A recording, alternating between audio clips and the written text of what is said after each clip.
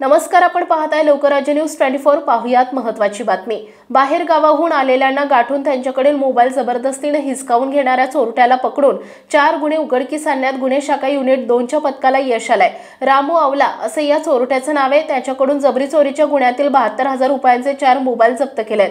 Pune station परिसरात प्रवाशांकडून mobile हिसकावून नेण्याच्या घटनांमध्ये वाढ झाली होती।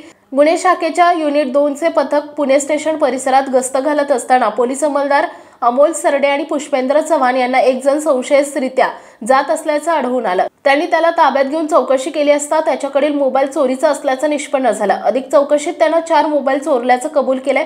बंड गार्डन पोलीस ठाण्यातील जबरी चोरीचे 3 आणि स्वारगेट पोलीस ठाण्यातील 1 असे 4 गुन्हे उघडकीस आले।